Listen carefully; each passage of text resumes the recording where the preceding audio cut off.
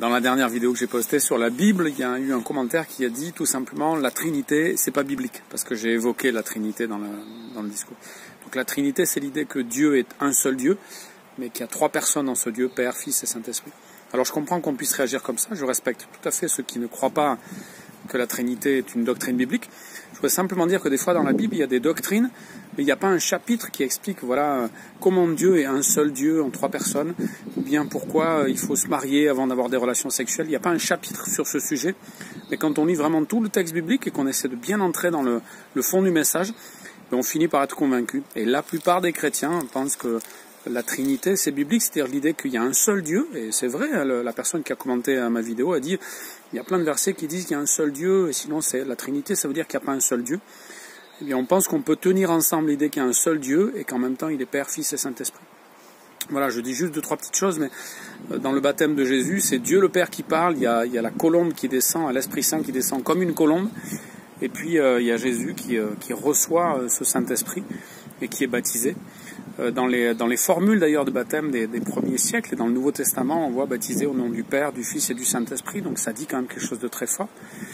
Et quand on dit que Jésus a jamais été adoré, qu'il a jamais dit qu'il était Dieu, il y a plusieurs moments en fait où Jésus est adoré, c'est-à-dire qu'il y a des gens qui se prosternent devant lui, notamment des gens qui sont guéris par lui.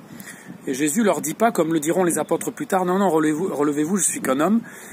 Il les laisse l'adorer. Et d'ailleurs, même le jour de sa naissance, les mages viennent adorer Jésus, ils viennent se prosterner devant lui. Donc Jésus est plus qu'un homme, et il n'est pas seulement un être supérieur, mais c'est vraiment Dieu fait homme. Dans l'Épître aux Hébreux, on lit aussi que Jésus est l'image visible du Dieu invisible. C'est l'empreinte de Dieu sur terre.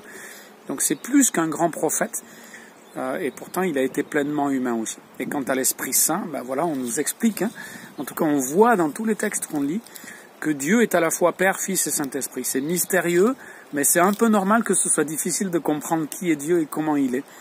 Donc je pense que la Trinité, même si le mot lui a été inventé, la Trinité c'est biblique, mais il y a un seul Dieu, ça on est d'accord, et il est complexe, il est étonnant, il est Père, Fils et Saint-Esprit.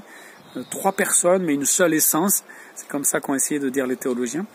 Donc voilà, des fois, en creusant le texte biblique, on voit qu'il y a des choses qui ne sont pas évidentes, qui pourtant peuvent être vraies. Et il y a d'autres sujets, j'ai évoqué l'idée qu'il n'y a pas de relation sexuelle avant le mariage normalement. On le sent dans tout le texte biblique, mais il n'y a pas un chapitre qui parle de ça. Et ça, c'est juste parce que la sexualité se vit dans la sécurité. Et Dieu, il nous demande de nous engager avec lui, et il nous demande de nous engager entre nous. Quand on s'aime, on s'engage. Voilà.